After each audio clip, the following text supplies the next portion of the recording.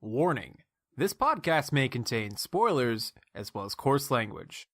Viewer discretion is advised. Hey, what's up, everybody? Welcome back to Violet Everweekly by the Our Anime Podcast, a series where we talk about Violet Evergarden week by week, and we're on episode 9 right now. We're getting pretty far into here. I'm Mozilla, as usual, and we have a very interesting lineup this week. First off, our new guest is Zongzen. Hi, you can call me Caesar. Scissors! Zongzen pronounces scissors. And, I get it now. Caesar, scissors, okay. Got it.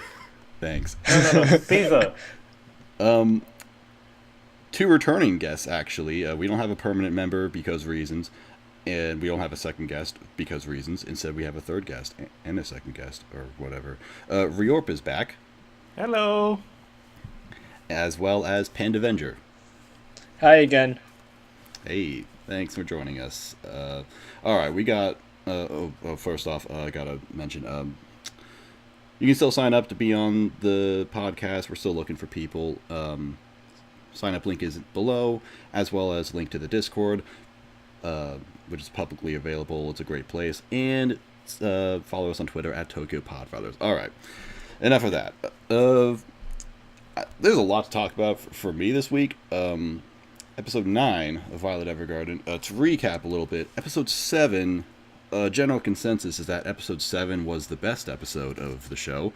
Episode 8 was okay, and it was a flashback episode, and I kind of said, it wasn't bad or anything. It was like consistent with the rest of the series, but I kind of wanted to see Episode 9 to get a better judgment of it. And now that we got it, I think it's the second best episode of the series so far. Not as good as Episode 7, but better than all the others. What do you think about that, Zong? I think this is the best one. Ooh. To be honest, I cried a little at the end. That's great. Riorp?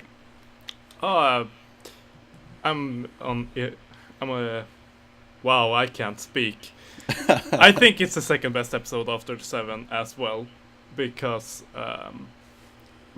it's just small gripes here and there with like how some scenes work, but that drags it down because I think it's a really good episode, and I think it could have been even better if just some of the execution was better. But overall, a really, really strong episode. Yeah. What do you think, Panda? So I actually think 4 is better than 7. Which one? Wait, hang on. Which one was Sorry. 4? Not 4, 5. 5. Which one was 5? The princess. The princess one. Okay. Speaking of the episode we're currently on. But so my opinion of 9 is because it was structured that the way it was. How good it is really dependent on how good the rest of the series is going to be, because there's a lot of questions it raises on where the series is going to go from here. I think overall it's really well done. It's fantastic, but it does raise questions for the direction of the series as a whole. Oh wait, what? Wasn't this the finale? Are we getting more episodes? Yeah, that's what a lot of people are saying. This definitely felt like a season finale, and Yeah. right now, personally, I would have been okay if this was the finale. I thought it did a pretty good job at, giving some sort of resolution as to Violet's character, where Claudia says, yeah, the things you did in the war, they can't be undone, but hey, the letters that you're writing, they can't be undone either. You can still do some good things. And the way it showed her previous clients, how their lives are a little better now, I thought it was really great how it tied those stories together. Yeah, I really liked that too, and because of that, it really does feel like it's the last episode of the season. Mm-hmm. So the episode was even titled Violet Evergarden. Yeah. So I wonder. I think they have to start going like purely episodic right now, because like how they did like episode 5 and 4, those who were like really self-contained, didn't have a lot to do with, except giving Violet more character growth. But I mean, that arc is kind of over for her now. This was the end of it, which I guess, which is nice. Yeah, I guess going forward, it will be more about Violet just moving on, or her life. Now that she's finally accepted that the Major is probably dead. Still no full confirmation, but I don't know. I guess it's might as well assume. Oh yeah, Yeah. episode 10 starts with just Gilbert being confirmed alive. He's just outside the postal office like, "Sup guys?" Hey, I'd like to request a ghost letter. Yeah, I have someone I talked to online who insists that Gilbert is still alive because they didn't confirm he's dead. I thought he was dead from the first episode. I kind of did too. I thought at best they would just make him alive just because it wouldn't be that obvious. But I don't know. It does seem kind of weird that they keep trying to they keep beating around the bush with this, that they just won't say or confirm for real that he's dead.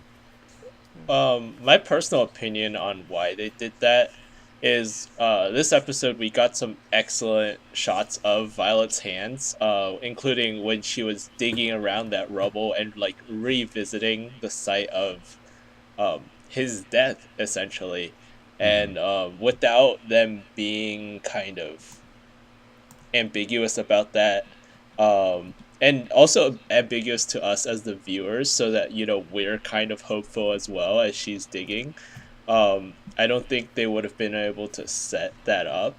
So I can see why they were kind of beating around the bush in that regard.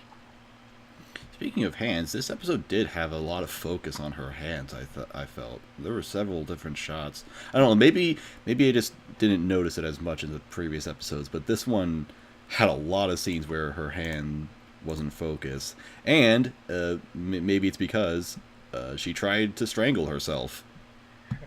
Yeah, it's not just that. It's also like in the beginning of the episode, we see her losing both of her hands. So it's just a natural thing to focus on. Why did Whoops post that? Okay. Wait, what? Nothing. What? So. Oh my god.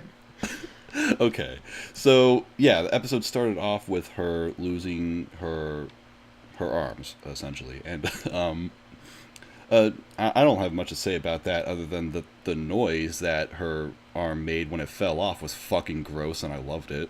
Yeah, just yeah. I'm not even gonna try to replicate it.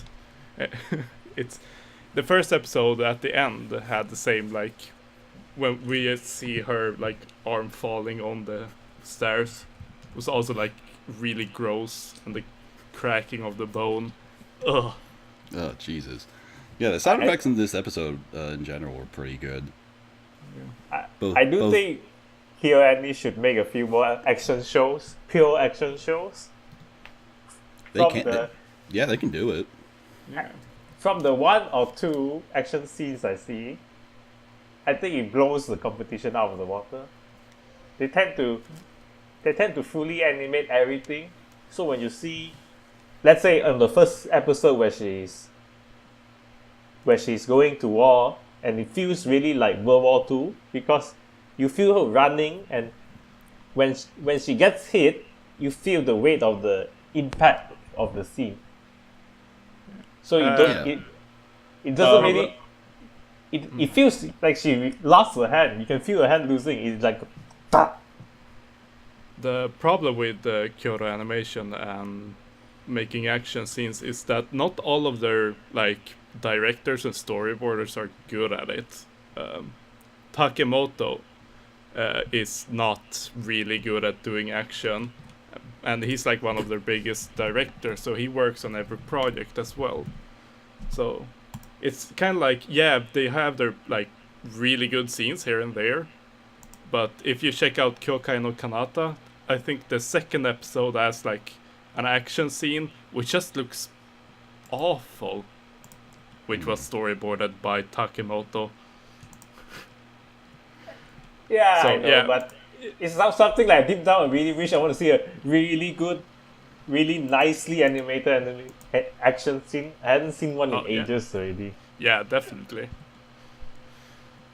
One- While we're I'd on like the to say- topic of impacts and action scenes, I did a quick search, and I'm pretty sure that no like World War II era rifle can take out an arm from that distance. Like, I'm pretty sure you would need a shotgun. So, completely broken immersion, terrible anime, 0 out of 10. Literally unwatchable. That did kind of strike me as a little bit odd. I mean, I don't know enough about guns to really confirm, but I just thought, wow, one bullet took her arm off. That's pretty extreme. I mean, I can see it happening if you actually like strike the bone and. Okay. Also, wait. Right. This is changed in the anime. I didn't even think about the it. bigger In the bigger question novels, is how but she the- survived. Was that? I think the bigger question is how she survived. With Oh. both arms, Oh, without bleeding out? it should be like a giant splash of blood. Right? I mean, coagulation is quite an amazing thing. I don't know. People have survived quite the fucked up shit. Anime logic, dude. They Yeah. can take a lot of hits. Very durable people. Anyway, what were you saying about the light novels? Oh yeah, so she is shot and in the arms and stuff, but in the anime, no wait, in the light novel, she loses her arms as she's dragging Gilbert. Like she over stresses her arms while they're wounded, so they just gets ripped off. Which is like, I understand why you removed it, because if you want to show it well, you have to go really gory. But it makes more sense why she loses her arm than here in the anime. Like, I see. one bullet is quite like, it's not a lot of force really. Yeah.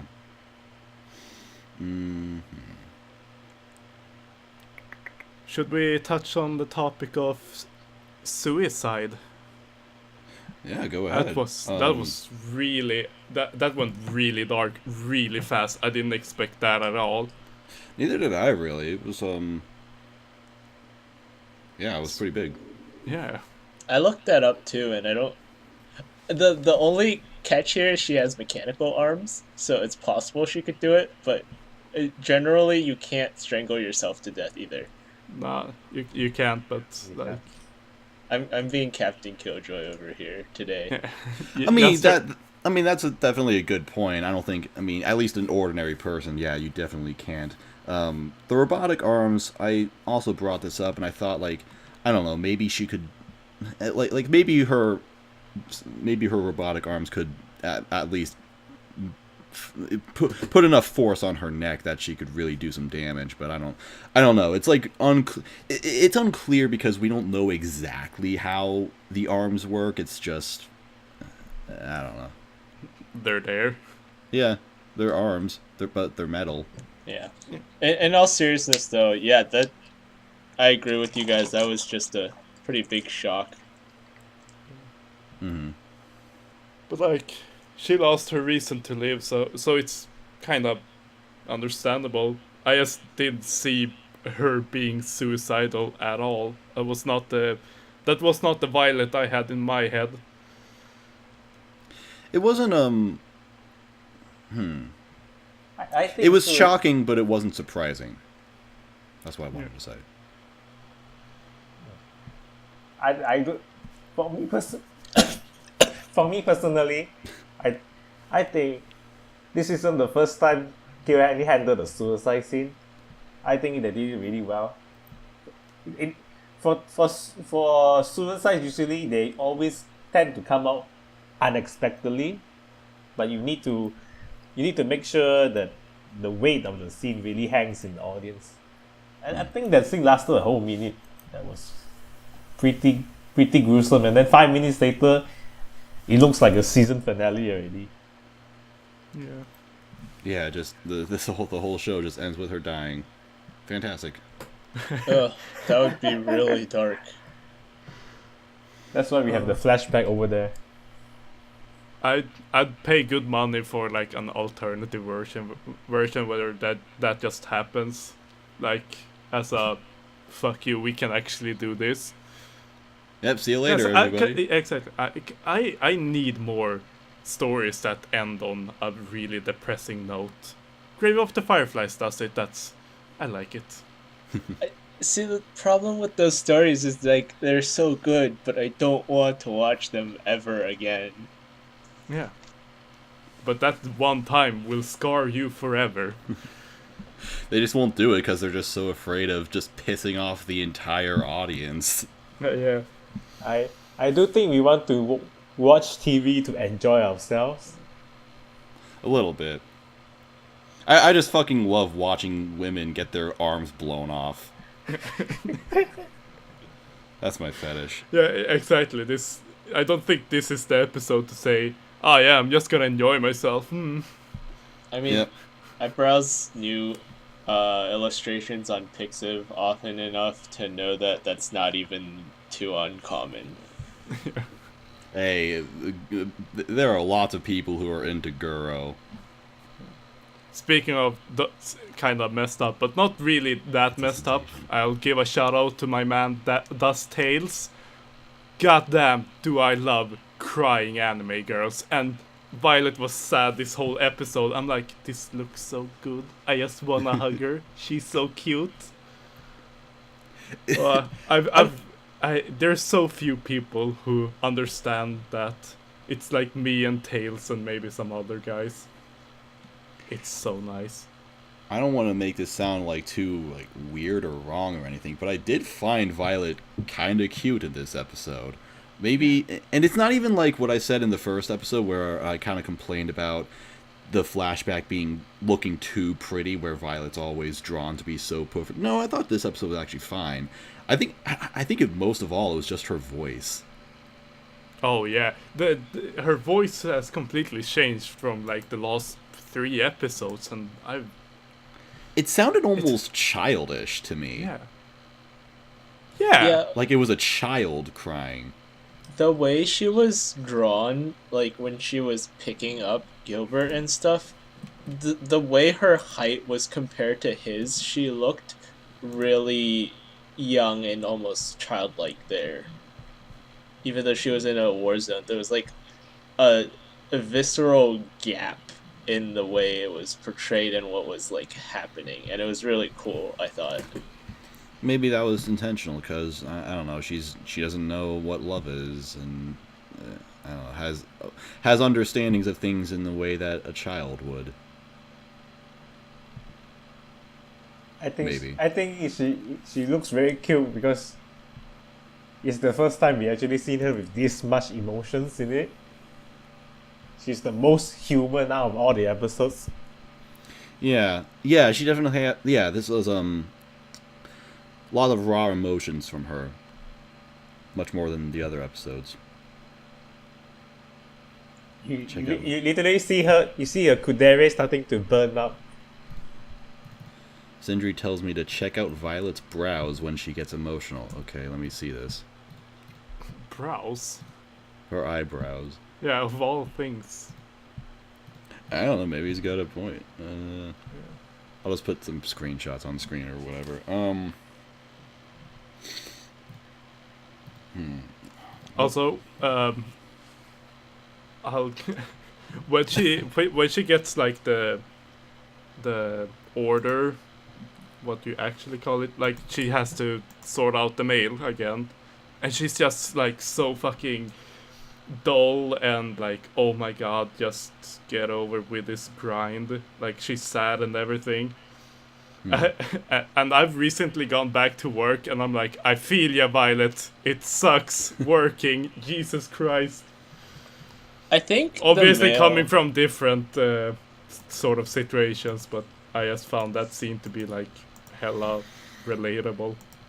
The way they did the mail thing was honestly kind of brilliant because they didn't really outright state this, but it felt like following orders was like her comfort zone. So when she just had the time to, walk around on her own and clear her head while just doing these simple tasks and following orders, which is something she's very used to and comfortable with, it helped her clear her head, which I just thought was a brilliant piece of writing, like the way they did that. That is a really good point. I didn't think about that. I like that. That is cool. And that old man was kind of a bro.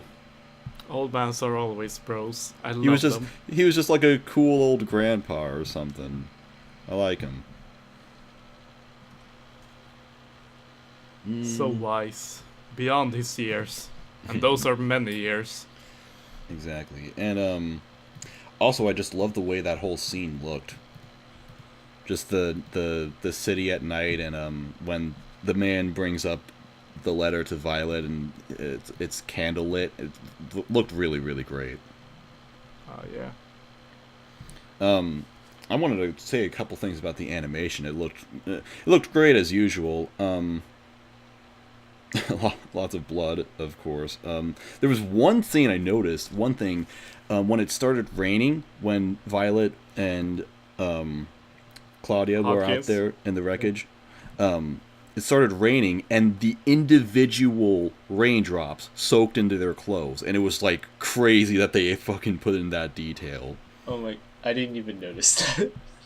They only did it for part of the scene. Afterwards, it kind of stopped, but it still was like really cool that they did that at all. I need to rewatch this episode then. I did rewatch it before starting.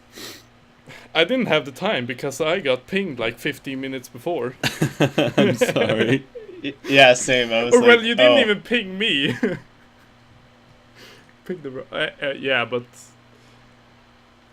for a little behind the scenes. I just think the animation director hates her key animators. Why is that? It's nothing more than that. You gotta animate the drops. Oh yeah, individual drops. No, I And think they're like, what, really? Yeah. who does this? I think the jobs are added in after the key animation. Usually this is post-production work.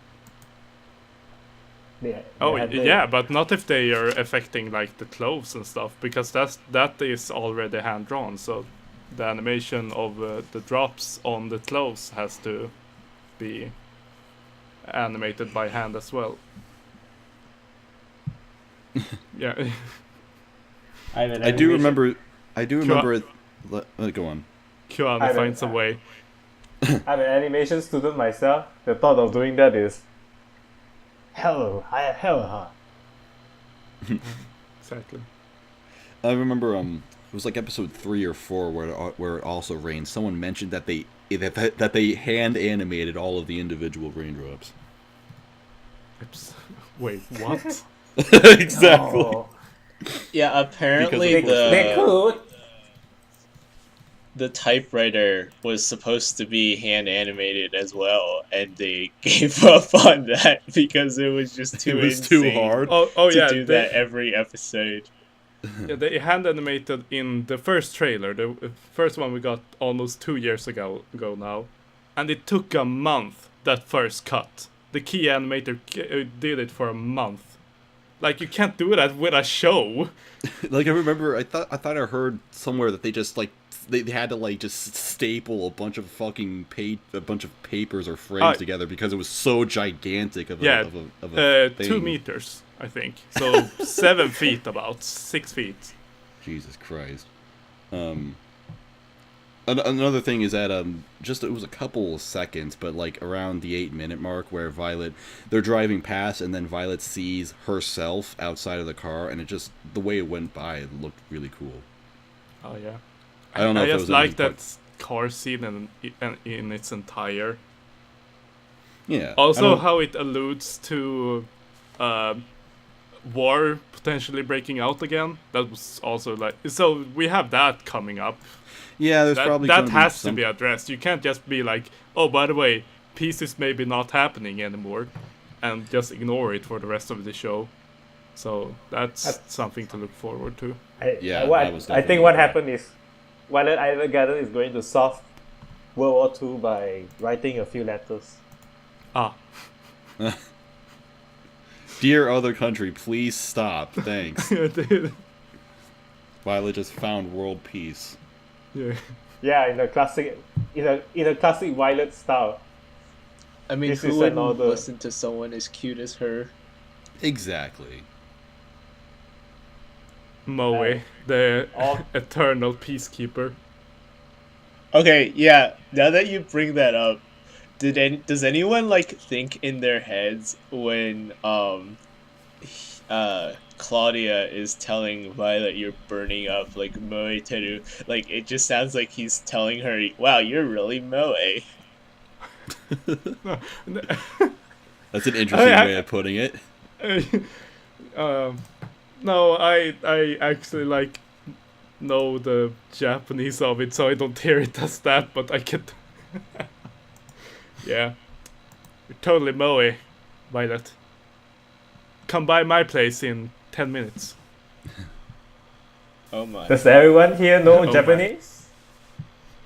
What's No, that? I'm learning right now, but like. Oh. Yeah, I know. Hearing. I know the weak Japanese as well. I'm also learning. What's Did you have something to bring up? No. about Hawkins? He got some. Oh. He got some screen time finally, and I wonder if they're gonna expand on him too, because like, I don't feel he's done enough for the show to like warrant how much they're showing like his PTSD. Like he's obviously gone or survivor's guilt, whatever he's suffering from, Yeah, because he's going through some personal shit right now. We're just not seeing it, and I think we have to see more of that. a little bit, and that's probably why he kind of like admits to Violet that, he kind of admits to her that these things that you did, they won't go away. I don't know. Maybe he was projecting a little bit of himself onto there. I like how the kind of that this whole thing kind of resolved with him. It's like it's not all sunshine and rainbows, but at the same time, it's like you can move on and you can I don't know, make amendments. Your past does not define you. Yeah. Yeah, I definitely like the whole you can't exactly just pretend the past didn't happen, but you should always try to move past it. Yeah. And he was crying like when he was talking about that with her. He Yeah. felt something. Oh, there was so Yeah, much crying in this exactly. episode. I think he was totally like projecting hard on Violet rather than Yeah. trying to say something to her and only her. Mm-hmm. And like in episode 2 when he talks about Gilbert to Pirate Wench, I forgot her name now. She's pirate wench now. Yeah, I know her name. I'm just not gonna say it. with the lip quiver and She had a cute Which- pout this episode. She was has cute. a flower name. I know that. Yeah. well, all girls have flower names. I've even read the novels. I've read her name so many times. This is so embarrassing. She's Pirate Wench Way is to just go, a Shaw. better name. It is a better name.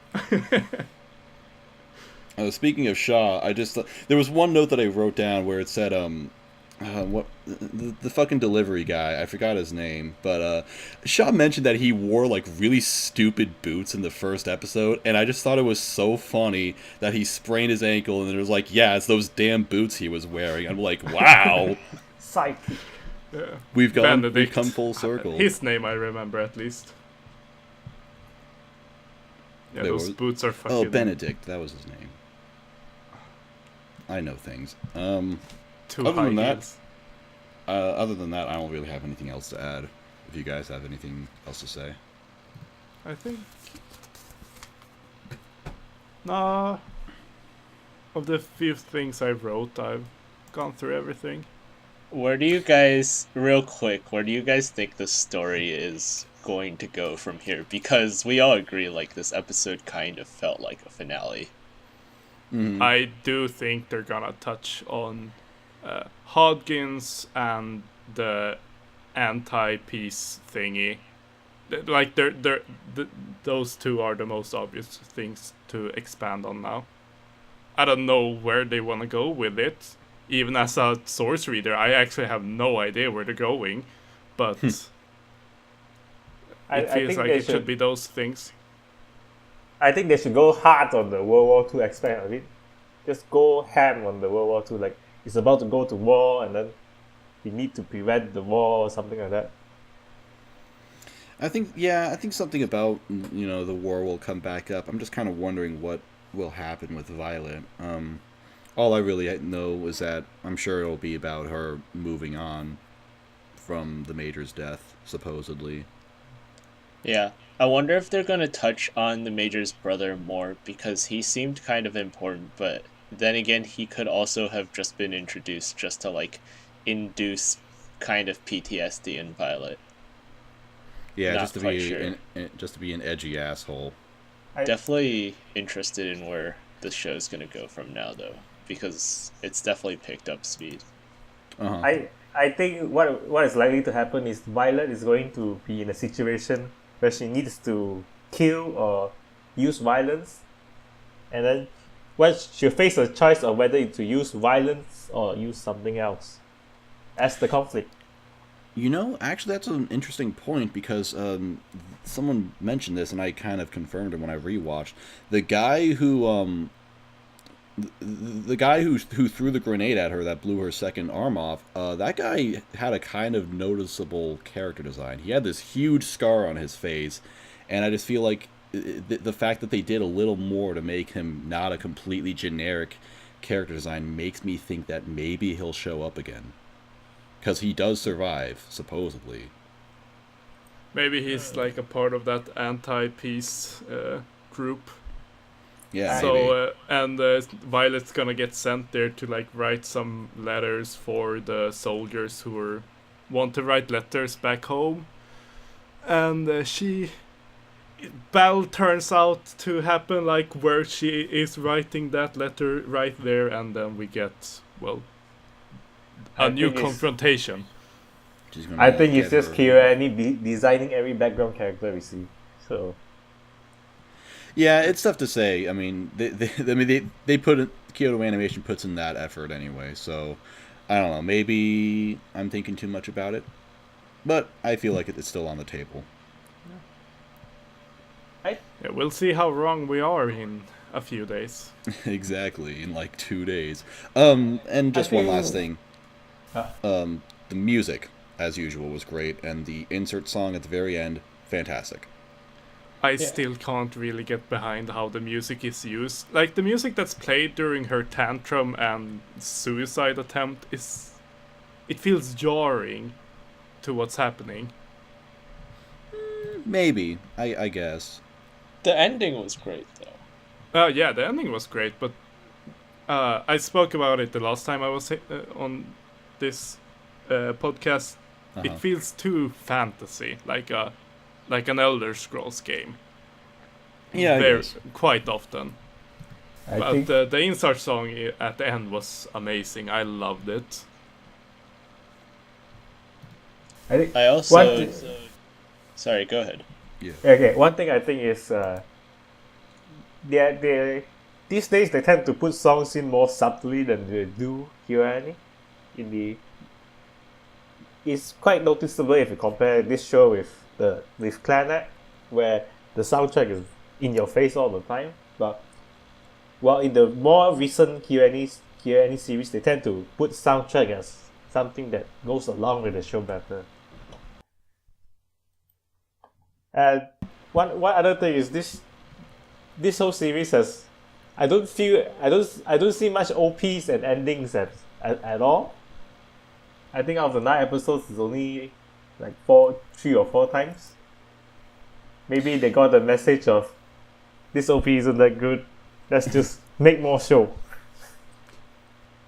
Yeah, I've actually kind of warmed up to the OP a little bit. At least the song, I think, is kind of cool. But yeah, there was no OP, no ED this episode, which I think is a first. Though maybe I'm wrong. What? No, the first 2 episodes didn't do that. I'm fucking stupid. Yeah, we didn't. We had to get wait weeks to even get the OP. I completely forgot. Have of it, people you're right. already forgotten that? I'm so sorry. Yeah, that. Oh my. yeah. I forgot. That's why my they podcast. make a decision. No OPs this time. Just 20 minutes of show. Here you go. If I'm not mistaken, they premiered the first 3 episodes at AX, right? No, thought it no, was just the first first one. episode. Oh, And really? there's the first 3 episodes at an event in Osaka, I think, in like November. So they 3 episodes were premiered before the show aired, but just not in the US. Okay, because I feel like those 3 episodes are just kind of supposed to go together, which is why the OP and ED are that way. Maybe. That's a good point. Alright, I'm done. Are you guys done? Yeah. Yeah, I'm done. Alright, fantastic. I thought that was a good episode. It's a good discussion, guys. Thanks for joining us. Caesar, Rior, Panda, thanks for coming on. Especially Thanks For having me. Thanks for having us. yeah. Thanks for inviting me. Especially with our absolute clusterfuck of a schedule this week. It was pretty difficult, but we made it work. Oh, The Asian time zone. emergency podcast squad. Yeah, exactly. And yeah, that's about it. I don't have anything else to add, so I'll just see you later, everybody. Thanks for listening. Bye-bye. Bye. Wait, hang on. I forgot to mention the best part of the episode. My girl is back. She was in one frame this week. Yeah! Okay, I'm done.